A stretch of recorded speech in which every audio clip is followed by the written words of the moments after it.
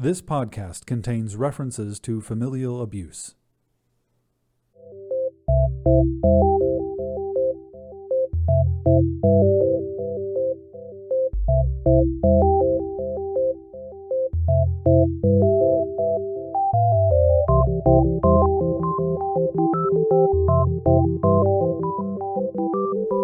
Welcome to Manawaker Studios Flash Fiction Podcast. I'm CB Drogi. This week, Broken by Gerri Leen.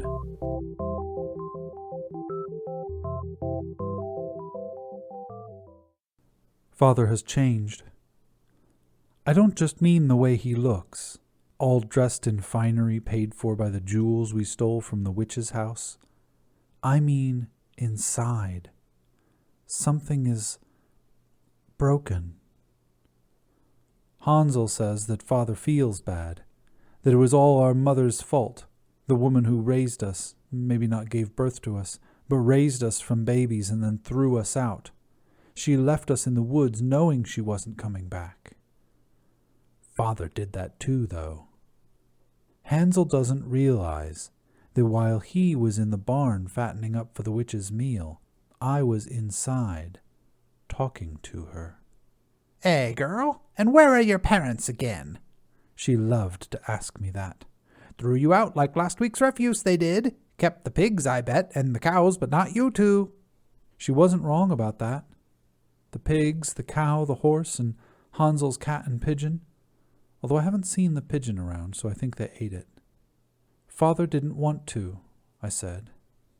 Didn't want to, but he did. At least your mother wanted to and carried through. I applaud that kind of wherewithal, but your father, she spat, only cowards do things they know aren't right.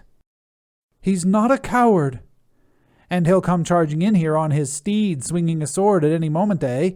I'm shivering in my shoes, girl. Get a move on. Your brother needs his lunch. And so it went. But was she wrong? Father did something he didn't want to do, and it wasn't as if it was a small thing, like selling off your daughter's puppy even though she loved it as much as your son loved his cat. What he did was much worse. He left us to die, and now he's spending our money, the money we earned, or at least the money we suffered for.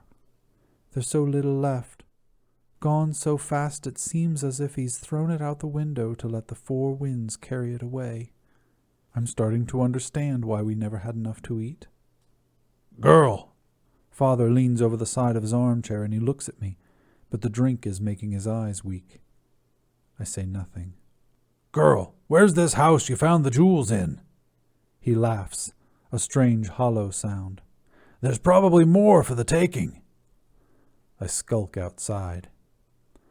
Hansel is sitting in the far field, his red shirt and the white cat draped over his shoulder giving him away. I sit down next to him, trying not to shiver. He's drunk again, I say. Hansel just nods.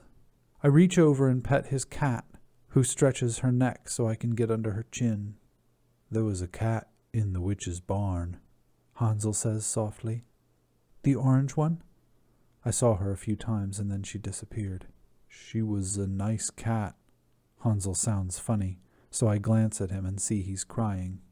Didn't you wonder where I got the bone I used to fool the witch? The one that made her think my finger wasn't getting any fatter? I look down, and I wish I could feel something other than annoyance. It's not that I'm not sorry for the cat, I am, but I'm not sorry for Hansel. He was in his little pen, left alone while I had to listen to the witch, had to clean her house, had to eat crayfish shells as my only meal even as I fixed him sumptuous feasts. Feasts he could have chosen not to eat. I'd have gotten rid of them later, eaten some of the food myself even.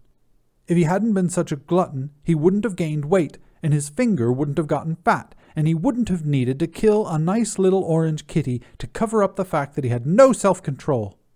Why should I feel bad for him? He's just like our father.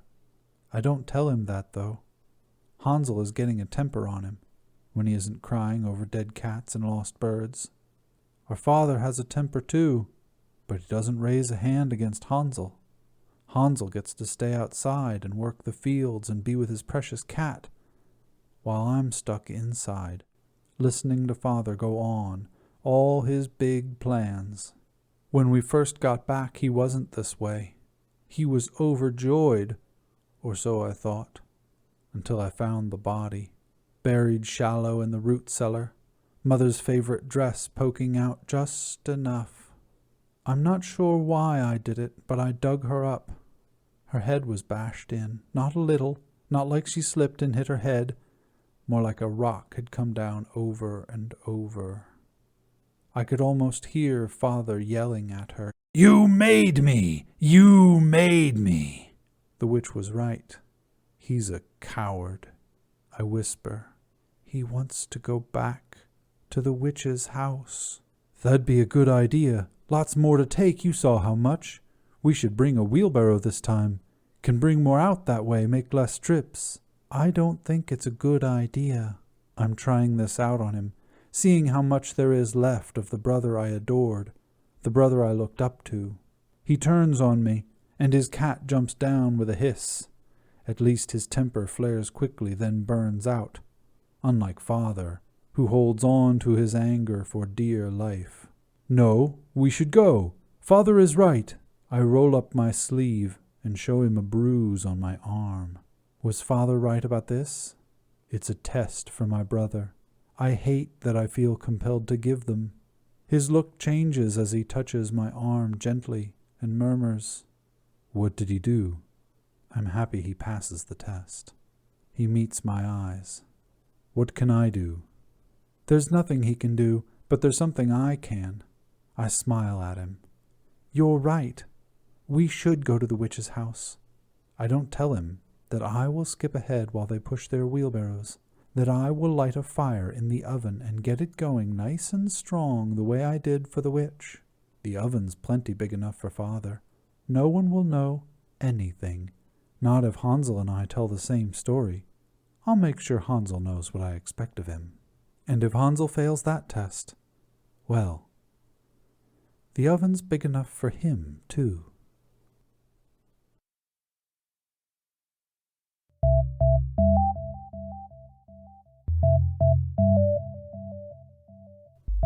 This has been Broken, written by Gerri Leen, and first published in Enchanted Conversation. Manawaker Studios' Flash Fiction podcast is supported by patrons on Patreon. Visit patreon.com/manawaker to find out more. The Flash Fiction podcast theme song is by Kevin MacLeod. Manawaker Studios' director of dice is Ben Baston. The podcast is produced, edited, and narrated by me, CB Droege. You can follow me on Twitter at CBDROEGE. Thanks for listening.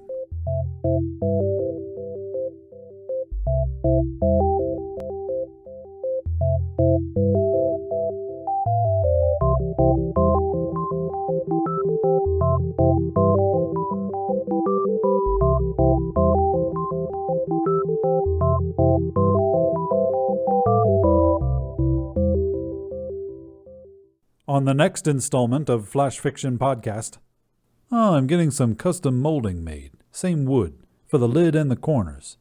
You got this all planned out, huh? He shrugged. More or less, yeah.